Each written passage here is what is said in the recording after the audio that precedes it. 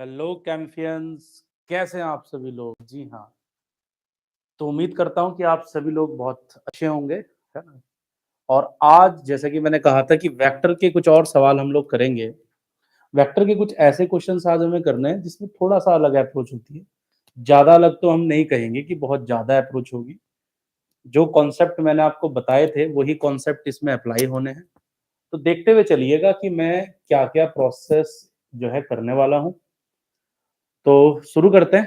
फटाफट लिंक को एक बार शेयर कर देंगे सभी के साथ, क्योंकि आज का लेक्चर जो है एमसीक्यू प्रॉब्लम्स जो कि वेक्टर की है, तो इसीलिए मैंने इसका नाम भी रखा है वेक्टर 2.0, है ना? 2.0 जैसे रोबोट 2.0 आया था।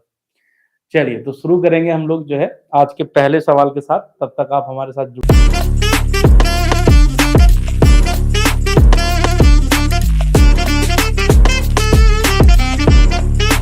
सवाल बहुत ही बेसिक क्वेश्चन मैंने आपसे पूछा है।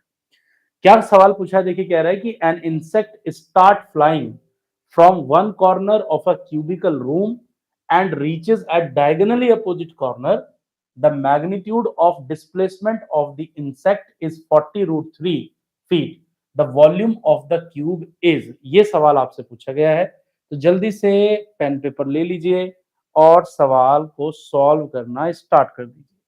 तो इस क्वेश्चन में ना विजुअलाइजेशन की जरूरत पड़ेगी आपको, क्योंकि जब तक आप इसे विजुअलाइज नहीं करोगे कि ये कहना क्या चाह रहा है, तब तक आप इसके आंसर तक नहीं पहुंचोगे।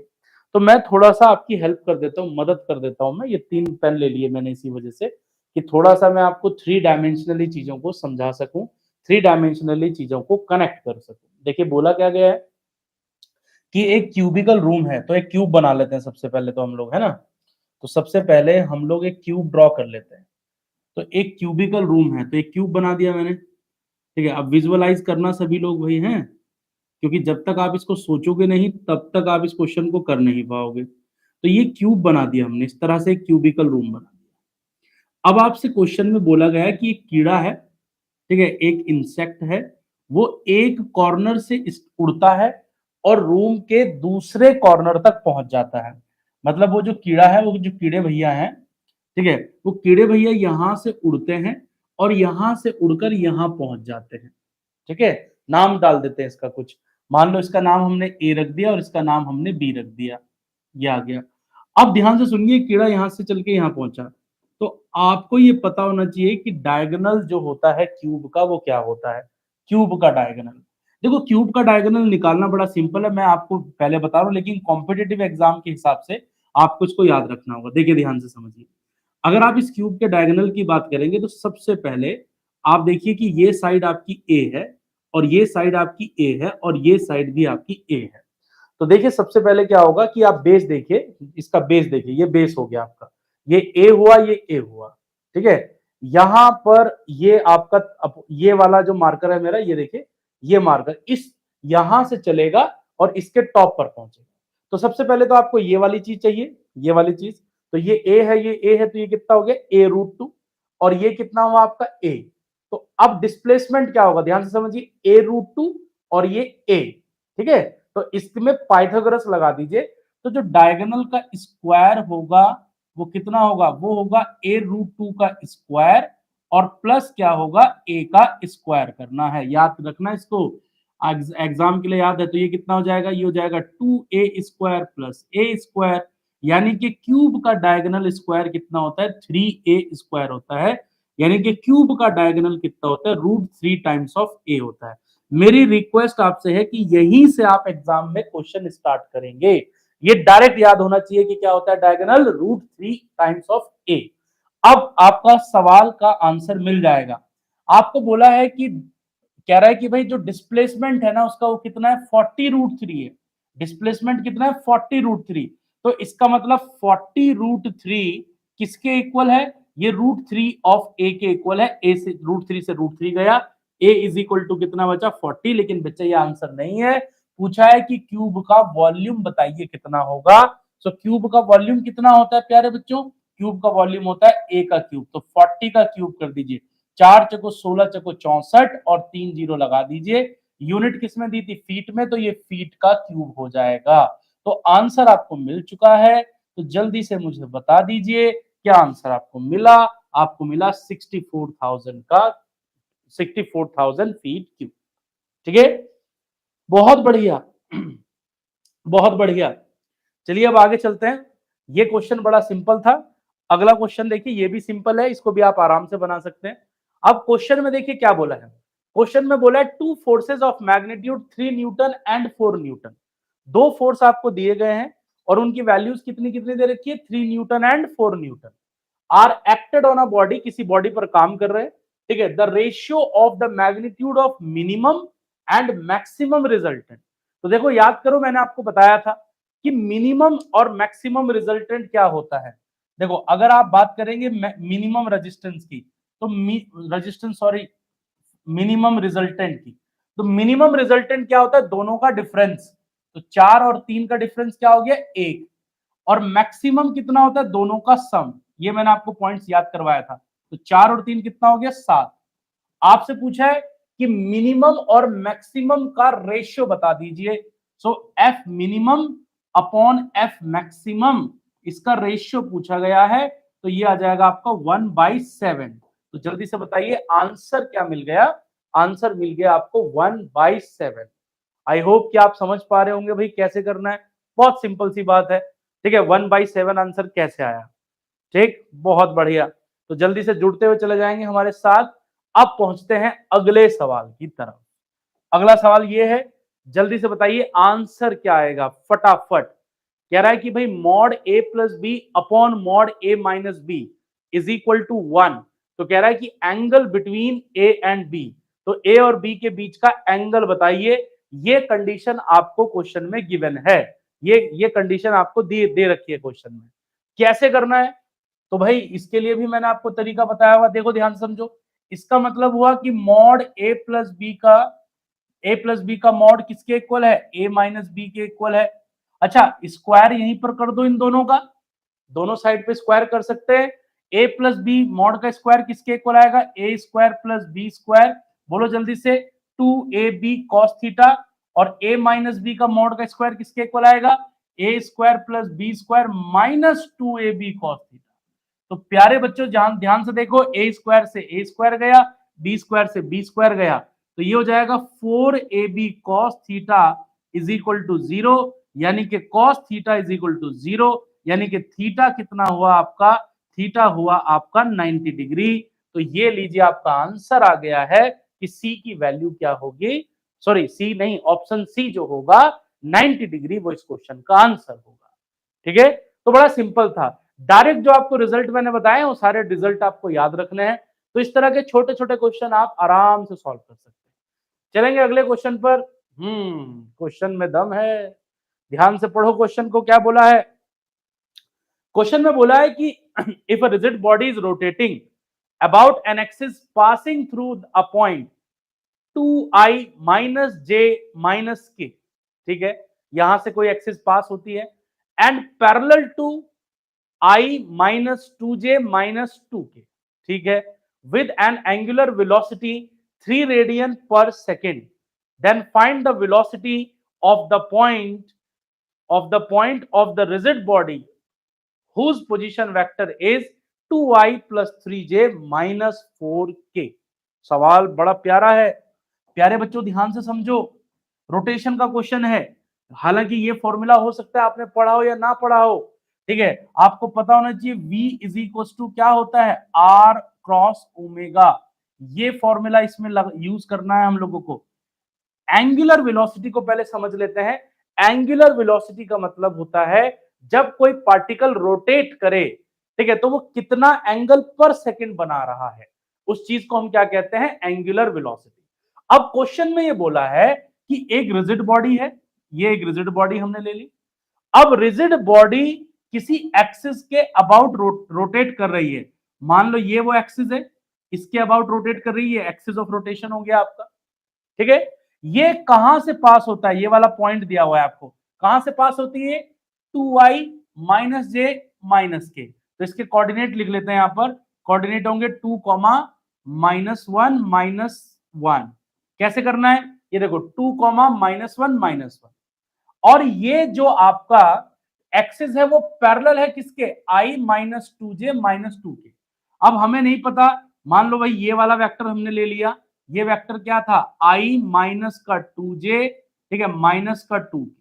तो ये सबसे पहले आपको ओमेगा की वैल्यू निकालनी होगी, ओमेगा कितना होगा, ठीक। तो ओमेगा एक्सियल वेक्टर है, एक्सिस के, एक्सिस ऑफ रोटेशन के अलोंग होता है, ठीक है।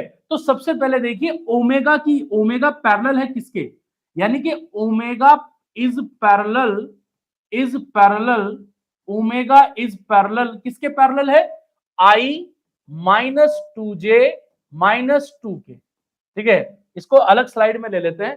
हमने कहा कि जो ओमेगा है आपका, ओमेगा इज पैरेलल, कॉन्सेप्ट थोड़ा सा अलग है इसलिए मैं डिटेल में बताऊंगा, ठीक है। ओमेगा इज पैरेलल टू, क्या हो जाएगा, किसके पैरेलल था, ये था आई माइनस टू जे माइनस टू के, आई माइनस टू जे माइनस टू।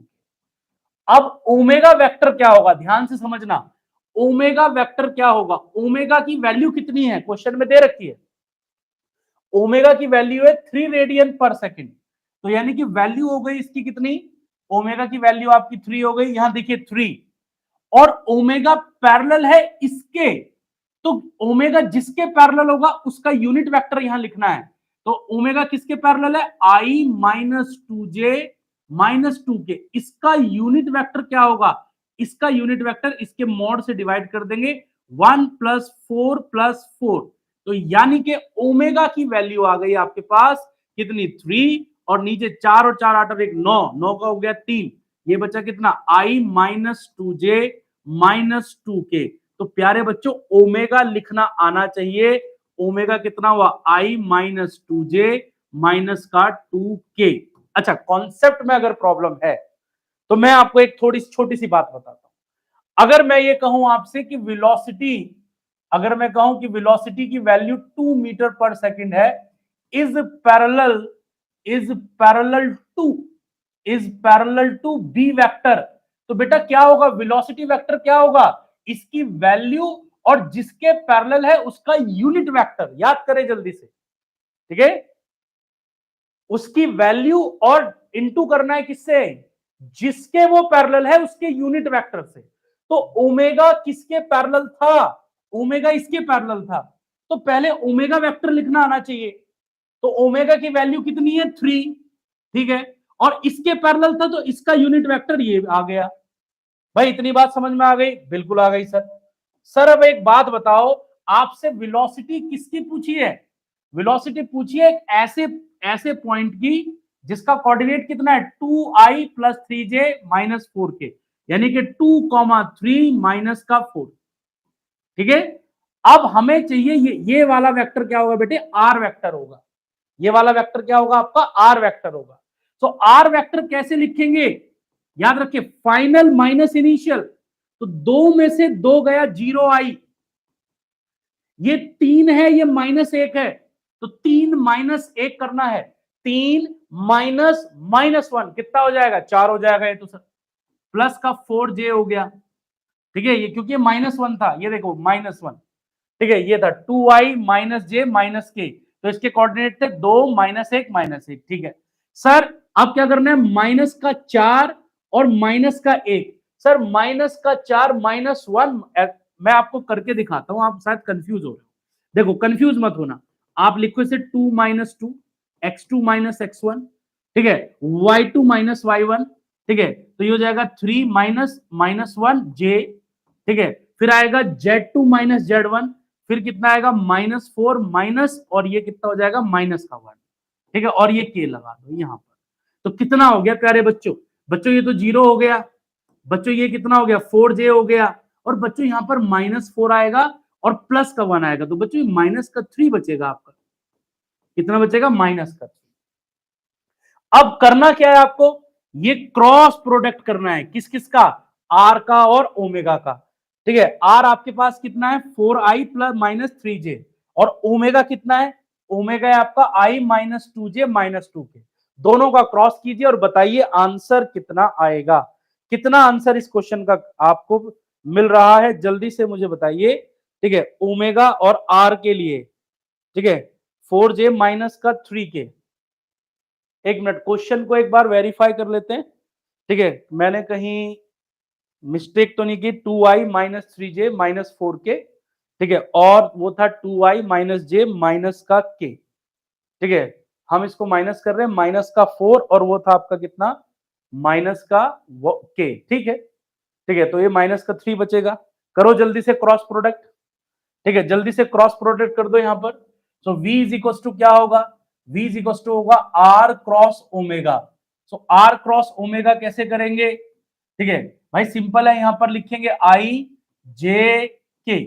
ठीक है, तो आर आर की वैल्यू कितनी आई, 0 4 - 3, तो यहां लिखो 0 4 - 3, और आपका जो है ओमेगा कितना आया था, ओमेगा कितना आया था, 1 - 2 - 2। इसको सॉल्व करना है। ठीक है, इसको सॉल्व कर लीजिए फटाफट। जो भी इसको सॉल्व करके आंसर आएगा वो मुझे कमेंट करके बताइए कि आंसर आपका क्या मिल रहा है। जल्दी से मुझे बता दीजिए फटाफट, क्या आंसर आपको मिल रहा है, फटाफट बताइए बच्चा। ठीक है, इसको आप जो है इसका क्रॉस प्रोडक्ट कर देंगे। आप क्या कर देंगे, इसका क्रॉस प्रोडक्ट। ठीक है, जल्दी करो, कमेंट करके बताओ क्रॉस प्रोडक्ट कितना आएगा। फटाफट बताइए, क्रॉस कीजिए जल्दी से, जल्दी क्रॉस करो। सिखाया था मैंने लास्ट क्लास में आपको क्रॉस करना। ठीक है, तो सिंपल सी बात है, 4 दूनी, ये देखो 4 दूनी 8, माइनस का 8 हो गया। ठीक है, 3 दूनी 6, ठीक है, माइनस का 6 हो जाएगा यहाँ पर। ठीक है भाई, आप इस ऐसे करेंगे तो ये आई आ जाएगा, फिर माइनस, फिर जे वाला करेंगे तो ये हो जाएगा 0। ठीक है, माइनस तो ये -3 तो +3 हो जाएगा। ठीक है, जे और प्लस, अब के करेंगे तो क्या हो जाएगा, ये 0 हो गया, और माइनस कितना हो जाएगा 4k। ये आंसर आ गया आपका। ठीक है, ये आपका आंसर आ गया। फटाफट दोनों का क्रॉस कर दीजिए, क्रॉस करके जो मिला वो आपका आंसर आ गया। ठीक है, वैल्यू हमने सही डाली है, 1 - 2 - 2, और वो कितना आया था आपका, ये आया था आपका 4 और माइनस का 3, 4j और माइनस का 3। ठीक है, चलिए बताइए फटाफट, आंसर क्या मैच कर रहा है आपका, कौन सा आंसर आपका मैच कर रहा है, कौन सा आंसर मैच कर रहा है, जल्दी बताओ, फटाफट बताइए, इतना समय आप ले रहे हैं, कमेंट करके बता दीजिए। ठीक है, क्या आंसर आ रहा है विकास, विवेक का आ रहा है 2i + 3j + 4k। अच्छा, 2i प्लस कितना, 2i + 3j + 4k, तो 2i कह रहे हैं, तो 2i कैसे आ रहा है, ठीक है, 2i कैसे आ रहा है, जल्दी से बताओ। ठीक है, 2i पॉइंट क्या था आपका 4, और ओमेगा कितना है आपका, i माइनस ओमेगा आया था,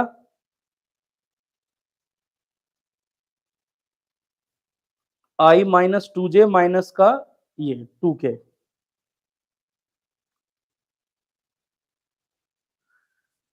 चलिए, तो ये आप इसको सॉल्व कर लीजिए, जो भी आपका सॉल्व करके आंसर आएगा। ठीक है, ये आपका फाइनल आंसर आ गया। ठीक है, चलो अब अगले क्वेश्चन पर बढ़ते हैं। अगला क्वेश्चन देखिए क्या है। ठीक, अगला क्वेश्चन आपका कह रहा है कि the position vectors of 4 point A B C and D are. तो ये आपको पोजीशन वेक्टर दिया हुआ है, ए का वैल्यू दिया हुआ है, ये आपको बी का वैल्यू दिया हुआ है, और ये आपको सी का वैल्यू दिया हुआ है, और ये आपको डी का वैल्यू दिया हुआ है। ठीक है, तो आपसे पूछा है कि देन वेक्टर ए बी और सी डी का क्या ख्याल है, तेजी से करेंगे। देखो, जब भी आपसे वेक्टर ए बी पूछे, जब भी आपसे वेक्टर ए बी पूछे, तो इसका मतलब होगा ओ बी माइनस ओ ए। ओ बी का मतलब है बी का पोजीशन वेक्टर, बी का पोजीशन वेक्टर बी दिया हुआ क्वेश्चन में, ए का पोजीशन वेक्टर ए दिया हुआ है, तो बी में से ए को माइनस करो जल्दी से। ये 3i, ये कितना 2i, 3 में से 2 गया, कितना बचा 1। ठीक है, ये 5j, ये कितना 3j, 5 में से 3 गया बचा 2, 2j हो गया।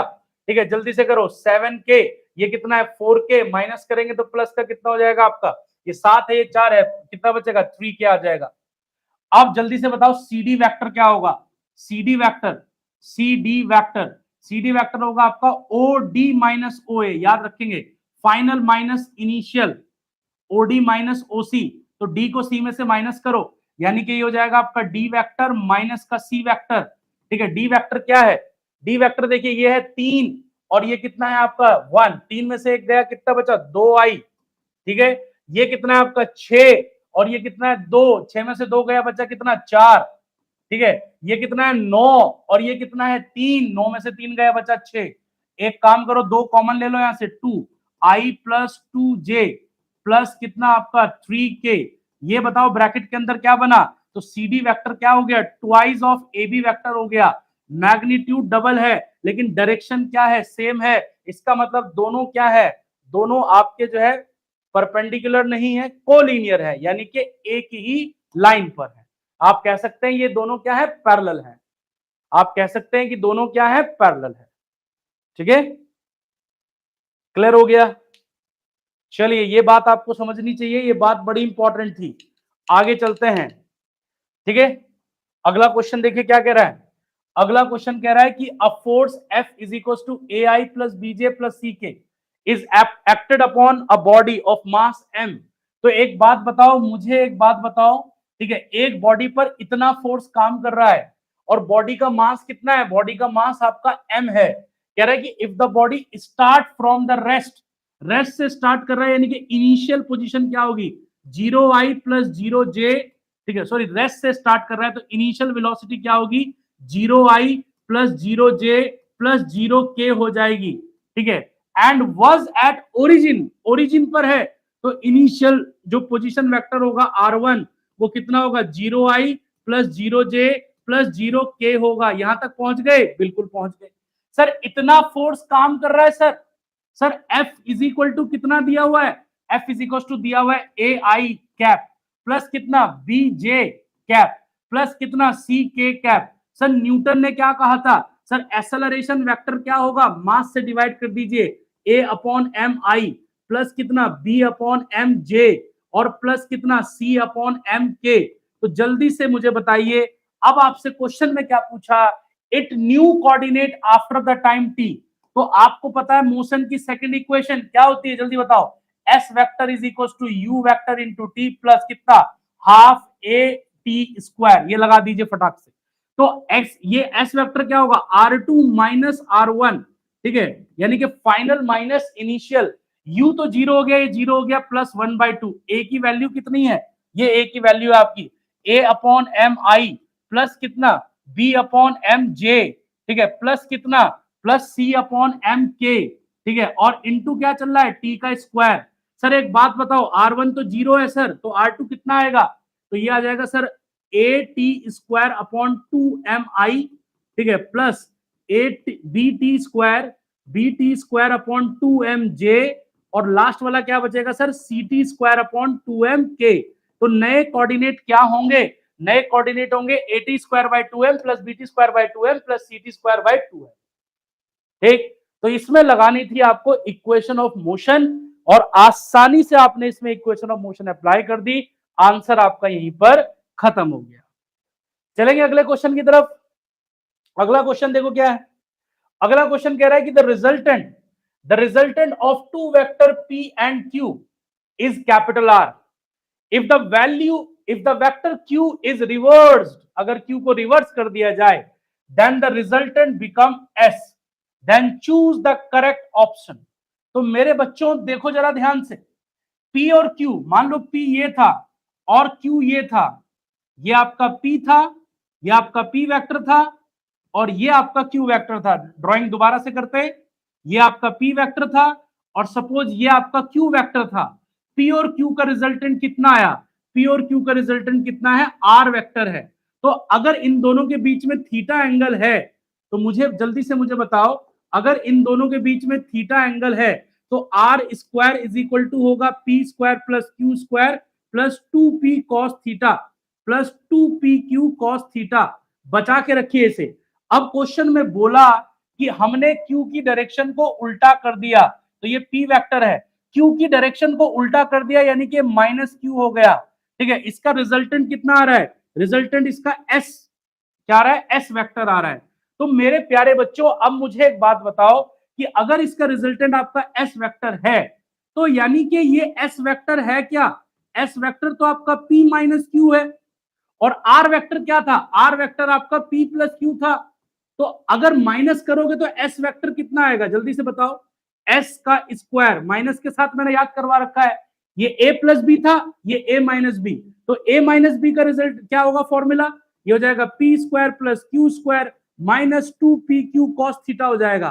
प्यारे बच्चों अगर आप इन दोनों को ऐड कर लो, दोनों को ऐड करोगे तो R square plus S square, ये हो जाएगा 2p square plus 2q square, और बेटे ये वाली टर्म कैंसिल हो गई, तो यानी कि R square plus S square is equal to 2 common ले लिया, P square plus Q square. जल्दी से मुझे बताओ आंसर क्या आ रहा है आपका, नहीं पहला वाला आंसर नहीं है, ये आंसर आपका मैच कर रहा है, B option is absolutely correct. ठीक है, बी ऑप्शन आपका करेक्ट हो जाएगा इसमें। याद रखो भाई, सिंपल सी बात है, कोई डाउट नहीं है इसमें। देखो ये पी था, ये क्यू था, तो पी और क्यू का रिजल्टेंट कितना होगा, पी प्लस क्यू, तो पी प्लस क्यू को खोल दीजिए ना, पी प्लस क्यू के मॉड का स्क्वायर ही तो रिजल्टेंट होगा, पी प्लस क्यू के मॉड का स्क्वायर रिजल्टेंट का स्क्वायर हो गया, तो R square is equal to P square plus Q square plus 2p cos theta. और यहां पर देखिए आपने क्यू को उल्टा कर दिया, तो क्यू को उल्टा कर दिया तो माइनस क्यू हो गया, यानी कि अब रिजल्टेंट क्या हो गया, p माइनस क्यू। अब p माइनस क्यू का रिजल्टेंट का फॉर्मूला मैंने याद करवा रखा है, रिजल्टेंट का स्क्वायर क्या होगा, p square plus Q square minus 2pq cos theta. अब दोनों को ऐड कर लिया, 2pq cos थीटा वाली टर्म कैंसिल हो गई, अब जैसे ये टर्म कैंसिल हुई तो आंसर आ गया। ठीक है, तो इस तरीके से आपको एक क्वेश्चन को सॉल्व करना था। तो ये बहुत मजेदार क्वेश्चन था, आगे बढ़ो जल्दी से। कह रहा है कि the velocity of a particle, याद रखो, कह रहा है कि velocity of a particle is 6i plus 2j minus 2k। The component of the velocity of a particle parallel to vector A, parallel to vector A बोला है, parallel to vector A, vector A क्या है, I plus J plus K. Direct formula बताऊंगा मैं आपको इस question का कि डायरेक्ट आप कैसे कर सकते हैं, डायरेक्ट फॉर्मूले पे आएंगे कि डायरेक्ट फॉर्मूला क्या होना चाहिए सर, डायरेक्ट फॉर्मूला बता दीजिए जल्दी से। देखिए आप हमेशा याद रखें, आपसे पूछा है कंपोनेंट, आपसे पूछा है component of velocity v parallel to, ठीक है, पैरेलल टू ए वेक्टर, तो हमेशा याद रखिए इसका आंसर क्या आएगा, इसका आंसर आएगा v का डॉट करेंगे ए कैप के साथ और फिर मल्टीप्लाई कर देंगे ए कैप से। ये फॉर्मूला याद रखिएगा, किसी भी वेक्टर का अगर कंपोनेंट निकालना है किसी के पैरेलल, तो ये फॉर्मूला याद रखिए, भूलिएगा नहीं, बहुत इंपॉर्टेंट फॉर्मूला है। चलो पहले हमें ए का यूनिट वेक्टर निकालना पड़ेगा, तो ए का यूनिट वेक्टर क्या होगा, ये हो जाएगा आई प्लस जे प्लस के अपॉन कितना 1 प्लस 1 प्लस 1 √3 आ गया नीचे। अच्छा इनका डॉट कर लीजिए जरा इसके साथ, इसका डॉट कर लीजिए, किसके साथ डॉट कीजिए, v के साथ, तो v का और इसका डॉट कीजिए, तो 6 इंटू 1 कितना हुआ 6, ठीक है, 2 इंटू 1 कितना हुआ 2, ठीक है, और -2 इंटू 1 कितना हुआ -2। अच्छा इसके अपॉन में क्या चल रहा था √3, तो √3 यहां चलेगा, ठीक है, और इंटू कर दीजिए ए के यूनिट वेक्टर से, तो ए का यूनिट वेक्टर क्या है, आई प्लस जे प्लस के डिवाइडेड बाय कितना √3। सॉल्व करो, ऊपर 2 से गया 2, 6 और नीचे कितना है √3, तो ये कितना बचेगा 2 √3 आ गया है, और ये क्या चल रहा है आई प्लस जे प्लस के अपॉन √3, ठीक है, तो √3 से गया √3, तो कितना आंसर आया 2i प्लस जे प्लस के, यानी कि 2i plus 2j plus 2k। कहां है आंसर, ये पड़ा हुआ आंसर, बी आंसर आ गया आपका। ठीक है, मान लो अगर कोई आपसे पूछे, अगर आपको आपसे कोई पूछे कि कंपोनेंट, आपसे कोई पूछे component of A parallel to B, तो क्या आंसर करोगे, पैरेलल टू बी, तो करना कुछ नहीं है, पहले पहले हमें क्या करना है, जिस वेक्टर का कंपोनेंट निकालना है वो जिसके पैरेलल निकालना है उसका यूनिट वेक्टर दोनों का डॉट कर दीजिए, ठीक है, और मल्टीप्लाई कर दीजिए उस वेक्टर के यूनिट वेक्टर से। ठीक है, ये फॉर्मूला याद रखिएगा, इस फॉर्मूले की हेल्प से आप ये क्वेश्चन कर पाओगे। तो जल्दी से कमेंट करके बताओ कि क्या ये फॉर्मूला याद रखने वाले हैं हम लोग। ठीक है, कभी भी अगर किसी वेक्टर का कंपोनेंट पूछा जाए किसी वेक्टर के पैरेलल, तो आपको ये फॉर्मूला अप्लाई कर देना है उठा के। ठीक है, और इसी फॉर्मूले पर बेस्ड वो क्वेश्चन था। अगला सवाल देखिए क्या है, अगला सवाल है the values of X and Y for which vector A दिया हुआ है आपको। Vector A is equal to कितना है 6i प्लस एक्स जे, ठीक है, माइनस का 2k, ठीक है। और बी वेक्टर कितना दिया हुआ है, बी वेक्टर आपको दिया हुआ है कितना 5i माइनस का 6j माइनस का yk, ये दिया हुआ है आपको। बोला है कि पैरेलल की कंडीशन क्या होगी, हमेशा याद रखो अगर दोनों वेक्टर पैरेलल हैं, if both are parallel, if both are parallel, condition याद कर लो। क्या करना है, आई के साथ क्या है 6 अपॉन, दूसरे में आई के साथ क्या है 5 इज इक्वल टू, पहले में जे के साथ क्या है x, दूसरे में जे के साथ क्या है माइनस का 6, तीसरे में के के साथ क्या है माइनस का 2, इसमें क्या है माइनस का y, खत्म खत्म, ठीक है। तो ये कितना हो गया 6 upon 5 is equal to X upon minus का 6 और 2 अपॉन y। पहले फर्स्ट और सेकंड को इक्वल कर लो, पहले फर्स्ट और सेकंड को इक्वल कर लो, तो x की वैल्यू कितनी आएगी 36/5 माइनस का 36/5, x इज इक्वल टू आ गया माइनस का 36/5। अब पहले वाले और लास्ट वाले को इक्वल कर लो, तो y इधर गया, ठीक है, 5 दूनी 10, 10/6, y इज इक्वल टू कितना आ गया 10/6, 2 पंजे 10, 2 तियां 6, तो आंसर क्या आ रहा है, ये देखो, ये आपका बी ऑप्शन देखो, माइनस का 36/5 और 5/3, ये आंसर आ गया। ये पैरेलल की कंडीशन होती है, दो वेक्टर अगर पैरेलल है तो कुछ मत करो, पहले का आई के साथ जो, ठीक है, ये कंडीशन लगा दीजिए 6/5 is equal to X upon minus 6 is equal to -2 upon -y, ये कंडीशन याद रखिएगा। अगर दो वेक्टर की पैरेलल की कंडीशन पूछी जाए तो इस कॉन्सेप्ट से आपको आगे चलना पड़ेगा। चलिए अगला क्वेश्चन देखिए क्या है, कह रहा है कि अ particle is moving along a circular path, एक पार्टिकल सर्कल के अलोंग जा रहा है, ये एक पार्टिकल सर्कल के अलोंग जा रहा है, कांस्टेंट स्पीड कितनी है 30 मीटर पर सेकंड है, तो ये 30 मीटर पर सेकंड से जा रहा है, ठीक। कह रहा है कि what is the change in velocity of a particle when it describe at an angle 90, जब ये 90 डिग्री का एंगल बना लेगा तो ये कहां पर होगा भैया, ये यहां पर होगा, ठीक है। ये 30 मीटर पर सेकंड हो गया क्योंकि डायरेक्शन चेंज हुई है, पहले ये वेक्टर था आपका 30 मीटर पर सेकंड और एक वेक्टर आपका ये है 30 मीटर पर सेकंड, आपसे चेंज पूछा गया है, चेंज इन वेलोसिटी। तो देखो अगर ये v1 है, ये आपका v2 है, तो आपसे डेल्टा v पूछा गया है, यानी कि v2 माइनस v1 पूछा गया है, v2 माइनस v1। तो v1 को उल्टा कर दीजिए, v1 को आप उल्टा करेंगे तो क्या होगा, v1 को उल्टा करेंगे तो ये ऐसा हो जाएगा v1, और v2 कैसे था आपका, v2 तो आपका ऐसे था, ये आपका v2 था, ठीक है। चेंज इन वेलोसिटी क्या हो गई, ये रिजल्टेंट हो गया आपका, delta v vector is equal to क्या हो गया v2 माइनस v1, क्यों, क्योंकि ये माइनस v1 है, तो भाई या तो पाइथागोरस लग रही है, तो डेल्टा v का मैग्नीट्यूड कितना आ गया, डेल्टा v का मैग्नीट्यूड 30 का स्क्वायर प्लस 30 का स्क्वायर, ठीक है। तो ये कितना हो जाएगा आपका, ये हो जाएगा 30 स्क्वायर, 30 स्क्वायर कितना हो गया, अब इसका रूट ले लीजिए, तो रूट लेंगे तो कितना हो गया 30 स्क्वायर प्लस 30 स्क्वायर, रूट के बाद 30 आया, अंदर क्या बचा √2, तो आंसर कितना आ रहा है, आंसर आपका कितना आ रहा है 30√2 आंसर आ रहा है, ठीक है। आंसर कितना आ रहा है आपका 30√2 आपका आंसर आ रहा है, क्लियर है। फटाफट देखते हुए चलना है आपको, चेंज इन वेलोसिटी पूछा था ना आपसे, तो बेसिकली जब भी चेंज पूछा जाए तो चेंज, अगर मैं बोलूं कि एक वेक्टर ए है और एक वेक्टर बी है, ठीक है, या फिर कोई वेक्टर ए है, ठीक है, और दूसरा वेक्टर आपका जो है सी है या डी है, कुछ भी है, मैं बोलूंगा चेंज, तो चेंज का मतलब क्या होगा फाइनल माइनस इनिशियल, तो इनिशियल यानी कि इनिशियल क्या था v1, तो v माइनस v1 का मतलब है इसकी डायरेक्शन को उल्टा कर दिया, अब v2 आपका इस तरफ था, v1 आपका इस तरफ था, तो ये v2 था, ये v1 था, तो आप ट्रायंगल लॉ लगा दीजिए, पहले वाले का जो टेल है वो लास्ट वाले के हेड से ज्वाइन कर दीजिए, तो ये आपका चेंज इन वेलोसिटी आ गया। आपने देखा कि यहाँ दोनों में 90 डिग्री का एंगल बन रहा है, तो डेल्टा v का स्क्वायर क्या होगा, v1 का स्क्वायर v2 का स्क्वायर, तो v1 का स्क्वायर कितना हुआ 30 का स्क्वायर, v2 का स्क्वायर कितना हुआ 30 का स्क्वायर, तो आपने इसको सॉल्व कर लिया, आंसर कितना मिला 30√2 मिल गया, आंसर कितना मिला 30√2।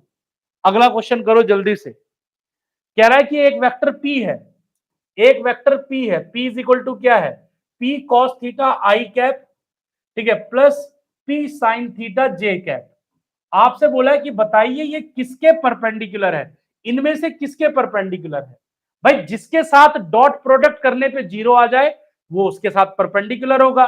तो पहले आप देखो, अगर आप P का इसके साथ डॉट करते हो तो क्या जीरो मिलेगा? देखो ये मिल जाएगा आपका कितना, पहला ऑप्शन चेक कर लेते हैं पहले। तो इसका इसके साथ डॉट करेंगे तो मिलेगा P Q cos square theta, और ये कितना मिलेगा आपका माइनस का P Q sine square theta. P Q अगर आप कॉमन ले लेंगे पी क्यू तो ये बनेगा cos square theta minus sine square theta. तो क्या जीरो आ रहा है? नहीं आ रहा है। क्या ये जीरो आ रहा है? नहीं आ रहा है। तो यानी कि इसके साथ परपेंडिकुलर है? नहीं है। दूसरा चेक करो, सेकंड के साथ चेक करो, इसके साथ चेक करो, इसके साथ। तो करो जरा डॉट, ये कितना हो गया पी क्यू साइन थीटा, ये हो जाएगा पी क्यू, देखो आई, ये इसका आई और इसका आई, तो P Q cos theta sine theta, P Q cos theta sine theta. ठीक है, ये क्या है पी साइन थीटा, ये क्या है माइनस कॉस थीटा, तो माइनस का पी क्यू और कितना हो गया साइन थीटा कॉस थीटा। ठीक है, तो पी क्यू को कॉमन ले लिया, क्या बचा cos theta sine theta minus sine theta cos theta. तो क्या इसका डॉट करके जीरो आ रहा है? बिल्कुल जीरो आ रहा है सर। इसका मतलब जो P है ना सर वो इसके परपेंडिकुलर है। P क्या है? इस वाले के परपेंडिकुलर। ठीक है, तो आंसर क्या आ रहा है आपका? बी आंसर आ रहा है। बाकी आप डॉट करके देख लीजिए, आपको जीरो नहीं मिलने वाला है। ठीक है, तो आंसर क्या आ रहा है इसका? बी।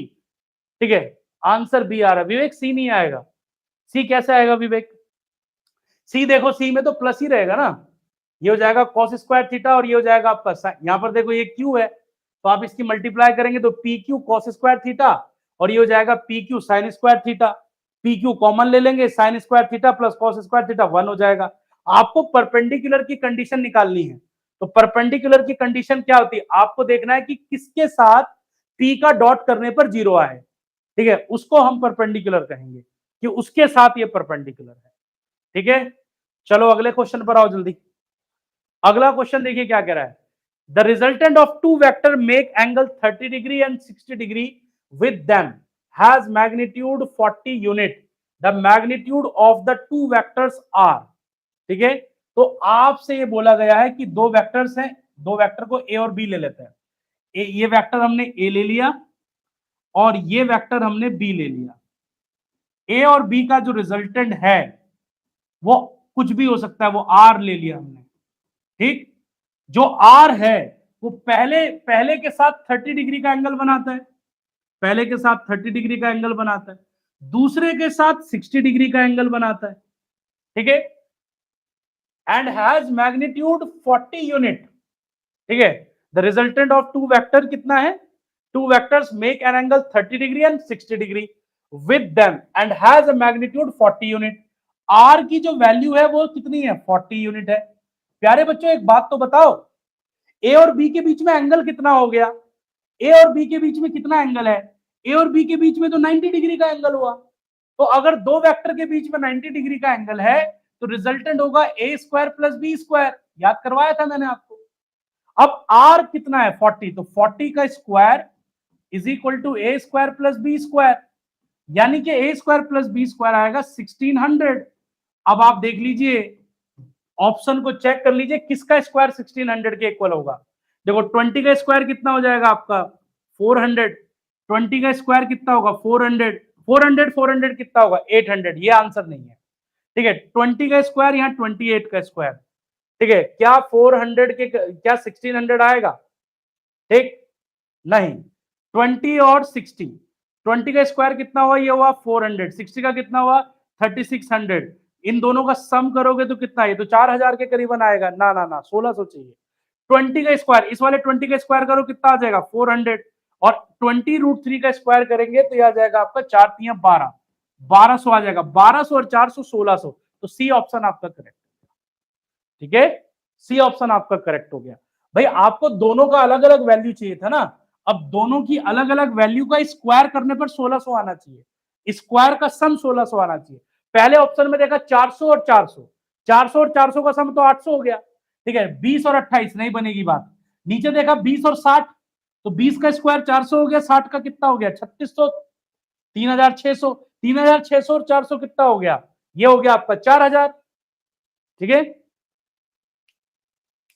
सर इसमें हमने ट्राइंगल क्यों नहीं बनाया, आप इसमें ट्राइंगल क्यों नहीं बनाया, ये देखो सवाल पूछ रहा है, क्योंकि बेटे आर जो था ना वो ए के साथ 60 बना रहा है, बी ए, अच्छा आप ट्राइंगल बनाओगे विवेक तो एक बात बताओ, ये ए बना लो और ये बी बना लो, ठीक है विवेक, उससे भी हो जाएगा। ये आर बना लीजिए इस तरह से, अब इसके साथ 30 एंगल बनाया, इसके साथ 60 एंगल बनाया, तो विवेक एक बात बताओ, अगर ये एंगल 30 है और ये एंगल 60 है तो ये बीच वाला एंगल तो 90 होगा ना, ठीक, तब भी ट्राइंगल ही बनेगा, तब भी ट्राइंगल ही बनेगा, ठीक है, तब भी आपका जो है ये आपका राइट एंगल ट्राइंगल बनेगा इस केस में, ठीक है, तो ये बात आपको याद करनी है, ये बात जो है बड़ी इंपॉर्टेंट थी, ये बात याद रखना, ठीक है प्यारे बच्चों, याद रखोगे इस बात को। चलिए अब आगे चलते हैं, ये आपका क्वेश्चन सॉल्व हो गया, अगला क्वेश्चन बताओ, कह रहा है कि two vectors p and q are such that, दो वेक्टर p और q इस तरीके से हैं कि p और q का रिजल्टेंट r आता है, और आपसे बोला है कि मॉड p का स्क्वायर प्लस मॉड q का square is equal to mod r का स्क्वायर।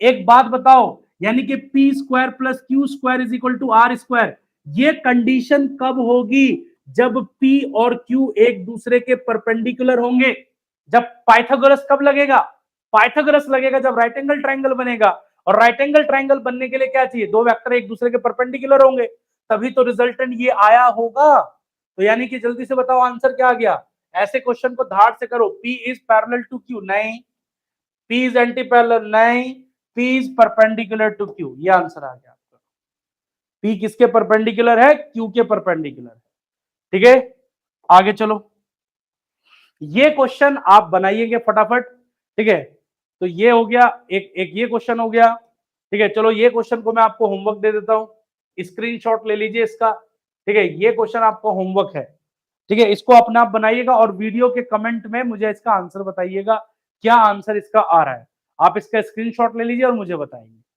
अगला सवाल देखिए क्या है, the maximum resultant of two vector is 26, ठीक है, and the minimum resultant is 16, अच्छा यानी कि maximum resultant a plus B 26 है, ठीक है, मिनिमम रिजल्टेंट 16 है, मिनिमम a माइनस बी कितना है 16 है, कह रहा है कि दोनों का मैग्नीट्यूड बताओ क्या होगा, जोड़ दो भाई यहीं पे खत्म, 2a 6 6 12 और 2 एक 3 और एक 4, ठीक है, a इज इक्वल टू कितना आ गया 2 दूनी 4 21 आ गया, a कितना आ गया 21, अच्छा तो दूसरा b कितना होगा 5 होगा, खत्म करो, ऐसे क्वेश्चन को देखते ही उड़ाया करो, ठीक है, आंसर कितना आ गया 21 5, ठीक है, आंसर कितना आया आपका 21 और 5 आ गया, ये मिनिमम और मैक्सिमम का चक्कर समझिएगा, ठीक है, तो एक क्वेश्चन मैंने आपको होमवर्क दिया है, ये वाला क्वेश्चन, ये आप खुद बनाएंगे और वीडियो के एंड में कमेंट करेंगे, ठीक है, ये वाला जो क्वेश्चन था आपका ओमेगा वाला, इसको चेक कर लेना, ठीक है, मे भी हो सकता है यहाँ पे टाइपिंग की एरर आई हो, ठीक है, इसमें आंसर मैच अगर नहीं कर रहा है, ये वाला क्वेश्चन एक बार देख लीजिए, ये वाला क्वेश्चन, ठीक है, तो मे भी चेक कर लीजिएगा, इसमें मे भी हो सकता है कि आंसर यहाँ पे कोई टाइपिंग की एरर हो, ठीक है, ठीक है, maybe there is a typing error, हो सकता है कि यहाँ पे टाइपिंग एरर हो ऑप्शन में, क्योंकि जिस कॉन्सेप्ट से हमने किया वो वहां पर हमारा आंसर उस हिसाब से मैच नहीं कर रहा है, आप इसका देख लीजिएगा एक बार, क्रॉस प्रोडक्ट को चेक कर लीजिएगा, ठीक है, सो आज की क्लास को यहीं पर खत्म करेंगे, कल मिलेंगे कुछ नए कॉन्सेप्ट के साथ, कल मैं आपको बताऊंगा डायमेंशन का कॉन्सेप्ट और साथ ही साथ डायमेंशन के कुछ क्वेश्चंस भी हम लोग करेंगे। आपका बहुत बहुत धन्यवाद कि आप वीडियो के अंत तक बने रहे, ठीक है, वीडियो अच्छी लगी हो तो चैनल को सब्सक्राइब कीजिए, बेल आइकन को प्रेस कीजिए, और आप शेयर एंड लाइक कर हर वीडियो में आप करते ही हैं, ये बोलने की जरूरत नहीं है, आपका प्यार हमारे साथ बना रहे, तो चलते मिलते हैं अगले वीडियो में डायमेंशन के कॉन्सेप्ट के साथ।